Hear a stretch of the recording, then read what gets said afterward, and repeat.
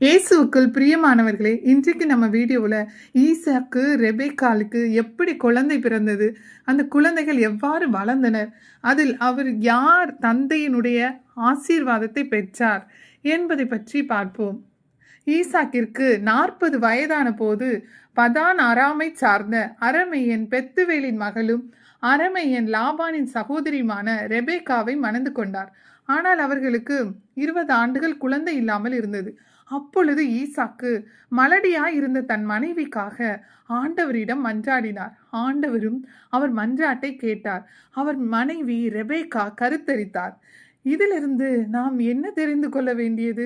ஒவ்வொரு கணவரும் தன் மனைவிக்காக ஆண்டவர் முன் மண்டியிட்டு முழந்தால் படியிட்டு மன்றாட வேண்டும். அவ்வாறு வேண்டினால் கடவுள் நிச்சயமாக அவர்கள் மன்றாட்டை கேட்பார், பதில் தருவார் என்பது தெரிகிறது. எனவேதான் ஈசாக்கு ஜெபித்ததால் ரெபேக்காள் கருவுற்று 2 குழந்தைகள் பெற்றெடுத்தார்.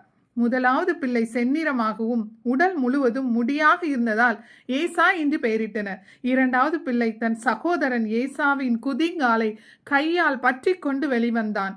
எனவே அவனுக்கு யாக்கோபு என்று பெயரிட்டனர். அவர்கள் பிறந்தபோது ஈசாக்கிற்கு வயது 60. இருவரும் வளர்ந்து இளைஞரான போது அவர்களுள் ஏசா வேட்டையில் வல்லவனாய் திறந்தவெளி மனிதனாய் வாழ்ந்து வந்தான். ஆனால் யாக்கோபு பண்புடையவனாய் வாழ்ந்து வந்தான். ஏசா வேட்டையாடி கொண்டு வந்த உணவின் பொருட்டு ஈசாக்குக்கு அவன் மேல் அன்பு கொண்டிருந்தார். ரெபேக்காவோ யாக்கோபின் மீது அன்பு கொண்டிருந்தார். ஒரு நாள் யாக்கோபு சுவையான கூழ் சமைத்து கொண்டிருந்த போது ஏசா களைத்து போய் வந்தான். அவன் யாக்கோவிடம், நான் களைப்பாயிருக்கிறேன், இந்த செந்நிற சுவையான கூழில் எனக்கு கொஞ்சம் குடு என்றான். அதற்கு யாக்கோபு, கூழ் வேண்டுமென்றால் உனது தலைமகன் உரிமையை இப்போதே எனக்கு விற்றுவிடு என்றான். எனவே ஏசா உடனே, நானோ சாக போகிறேன், தலைமகன் உரிமையால் எனக்கு என்ன பயன் என்று சொல்லி கூழுக்காக ஏசா ஆணையிட்டு தலைமகன் உரிமையை யாக்கோபுக்கு விற்றுவிட்டான். பின்பு ஒரு பெரிய பஞ்சம் உண்டாயிற்று. எனவே ஈசாக்கு பெலிஸ்தீரின் மன்னன் அபிமெலக்கை காண கெராருக்கு சென்றார். அப்பொழுது எல்லாம் வல்ல ஆண்டவர் அவருக்கு தோன்றி, நீ எகிப்து நாட்டுக்கு போகாமல் நான் உனக்கு காட்டும் நாட்டிலேயே தங்கியிரு. நீ அந்நியனாய் வாழ்ந்தாலும் நான் உன்னோடு இருந்து உனக்கு ஆசி வழங்குவேன். இந்த நிலங்கள் அனைத்தையும் உனக்கும் வழிமரபினருக்கும் தருவேன். உன் தந்தை ஆபிரகாமுக்கு நான் ஆணையிட்டு கூறிய வாக்கை உறுதிப்படுத்துவேன். உன் வழிமரபை விண்மீன்களைப் போல் பெருகச் செய்வேன். உன் அனைத்து இனத்தவரும் உன் வழிமரபின் மூலம் தங்களுக்கு ஆசி கூறிக்கொள்வர்.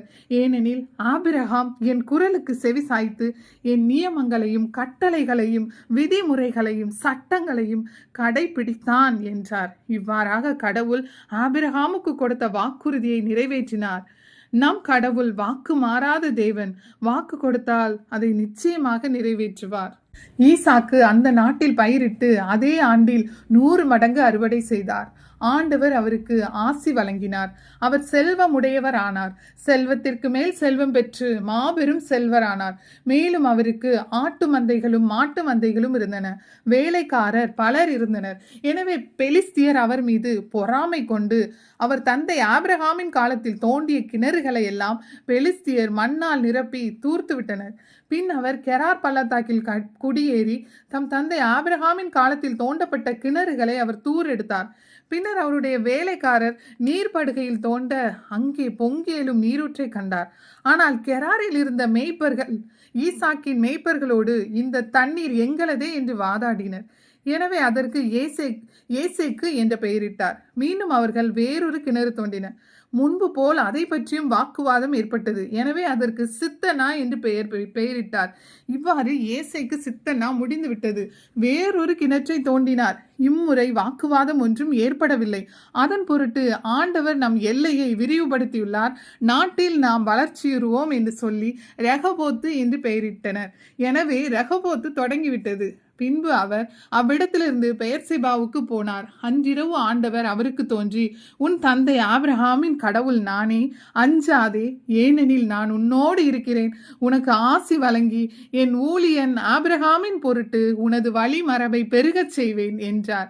எனவே ஈசாக்கு அங்கே ஒரு பலிபீடம் எழுப்பி ஆண்டவரது திருப்பெயரை போற்றினார். ஏசா 40 வயதான போது அந்நிய பெண்களான இத்தியன் பெயோரியின் மகள் யூதித்தையும் இத்தியன் எலோனின் மகள் பாசமத்தையும் மணந்து கொண்டான். இவர்களால் ஈசாக்குக்கும் ரெபெக்காவுக்கும் மனக்கசப்பு அடைந்தனர். ஈசாக்கு முதிர்ந்த வயதான போது அவர் கண்களின் பார்வை மங்கி போயிற்று. அவர் தம் மூத்த மகனுக்கு ஏசாவுக்கு ஆசி வழங்க விரும்பினார். எனவே அவரை அழைத்து, என் மகனே, எனக்கு வயதாகிவிட்டது, சாவு எப்பொழுது வருமோ என்று எனக்கு தெரியாது. நீ காட்டுக்கு போய் வேட்டையாடி நான் விரும்பும் முறையில் சுவையான உணவு வகைகளை சமைத்து என்னிடம் கொண்டு வா. நான் அவற்றை உண்டு சாகும் முன் உனக்கு மனமாற ஆசி வழங்குவேன் என்றார். ஈசாக்கு ஏசாவிடம் பேசியதை ரெபேக்கா கேட்டுக்கொண்டிருந்தார்.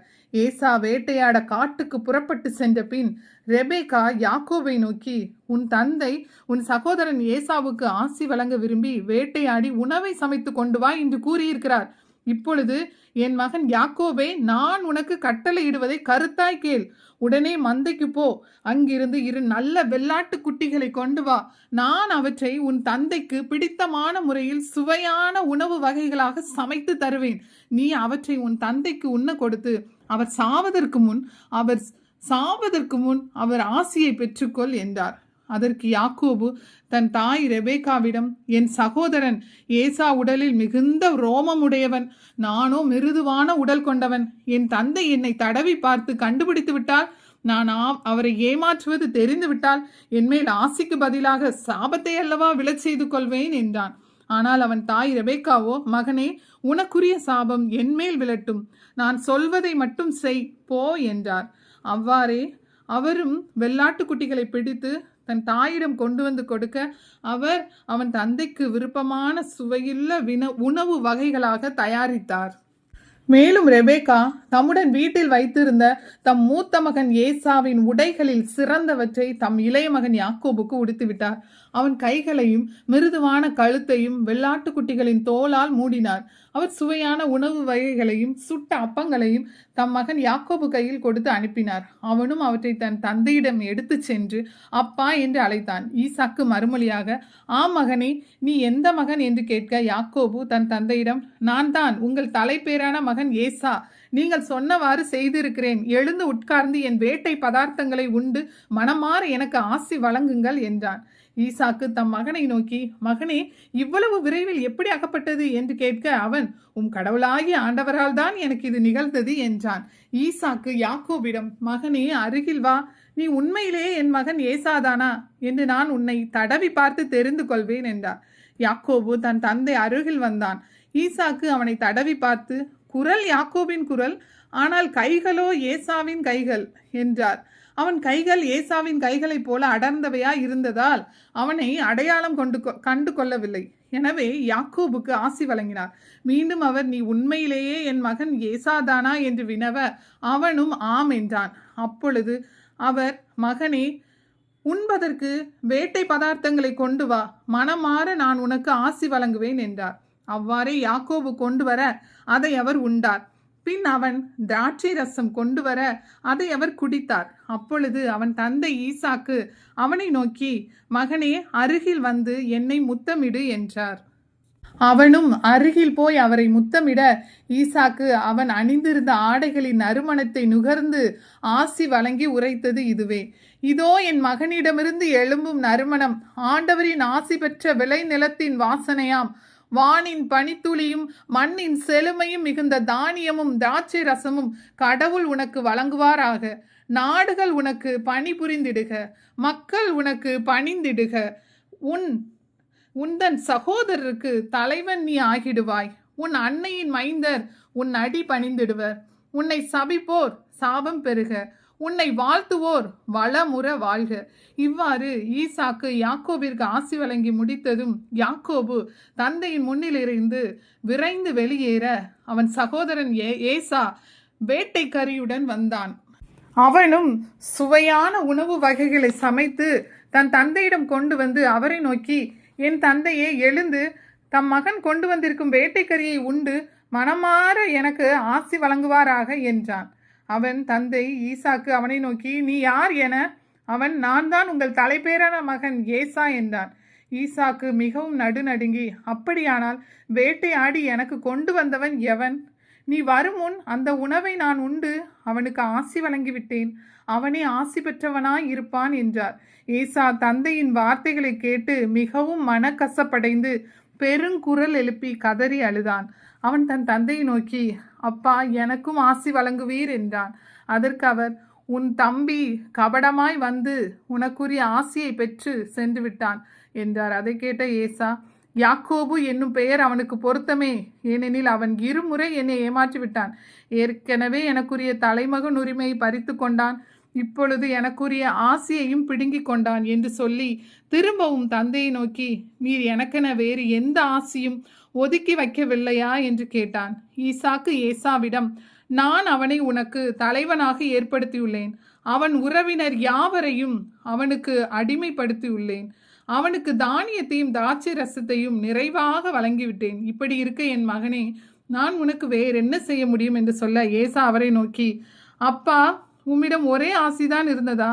எனக்கும் ஆசி வழங்க வேண்டும் அப்பா என்று சொல்லி கூக்குரலிட்டு அழுதார். அவன் தந்தை ஈசாக்கு அவனுக்கு மறுமொழியாக, உன் குடியிருப்புக்கு நிலத்தின் செழுமையோ மேல்வானின் பனித்துளியோ கிட்டாது. நீ உன் வாளினால் வாழ்க்கை நடத்தி உன் தம்பிக்கு அடிமையாயிருப்பாய். நீ கிளர்ந்து எழும்போது உன் கழுத்தில் அவன் சுமத்திய நுகத்தடியை முறித்து விடுவாய் என்றார். தந்தையிடமிருந்து யாக்கோபு பெற்றிருந்த ஆசையை முன்னிட்டு ஏசா அவன் மீது வர்மம் கொண்டு, என் தந்தைக்காக துக்கம் கொண்டாடும் நாட்கள் நெருங்கிவிட்டன, அதன் பின் என் தம்பி யாக்கோபை கொன்று போடுவேன் என்று தனக்குள் சொல்லி கொண்டான்.